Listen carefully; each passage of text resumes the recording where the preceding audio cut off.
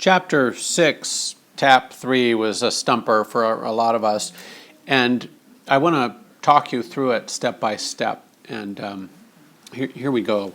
So the first part is to answer what is the profit maximizing level of output at price 118. Let me pick a different pen color, hopefully a little more clear. Anyway, that is not the hard part of this problem, I hope. A competitive firm always maximizes profit by producing where price and marginal costs are just equal. So that happens where output is 435, and that part hopefully didn't stump you.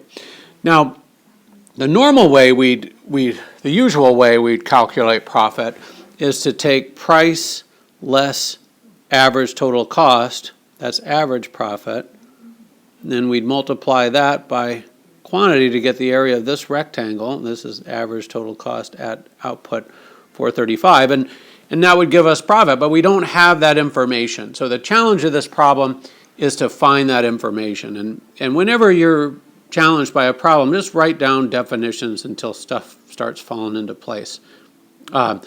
Profit is defined as total revenue minus total costs. So let's attack that by pieces. Total revenue, not too bad, right? Total revenue is price times quantity. That's 118 times 435, and that is equal to $513.30 per day. I'm going to run out of room, but I'll just make a new page to keep going with these calculations. Joy of joys. All right, well, I gave you the hint in class, and it was really necessary to break the total costs into two different pieces. Total costs is equal to total variable costs plus total fixed costs. And all costs are either fixed or variable, so this makes sense.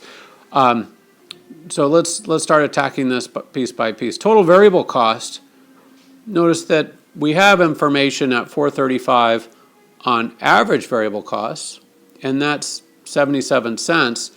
And it turns out, if average variable cost is 77 cents, we can multiply through by quantity to get total variable costs. So that was the key there. So 0.77 times 435 gets us to total variable costs, and that's $334.95.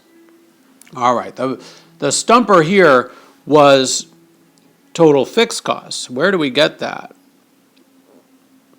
And we know that the average fixed cost at 435 would be the vertical distance between average total cost and average variable cost. But if we had information on average total cost, we wouldn't have needed to do all that we're doing. So we don't have that information, so looking at that difference at quantity 435 doesn't help us. But fixed costs are fixed, so total fixed costs are the same at any level of output. And look what we have here. For quantity 260, we have information on the difference between average total cost and average variable cost. And that vertical distance is average fixed cost. And the identity that I'm using to get that is simply average fixed costs equals average total costs minus average variable costs. Anyway, so we know that at a quantity of 260, average fixed costs are 50 cents, 1.18 minus 0.68. So we can multiply that 0.5, that average fixed cost at 260, by 260 to get total fixed costs. That's the key. So total fixed costs are 0.5, that's the average fixed costs at quantity 260 times that quantity 260. And we end up with total fixed costs as $130 per day again. Dollars per day.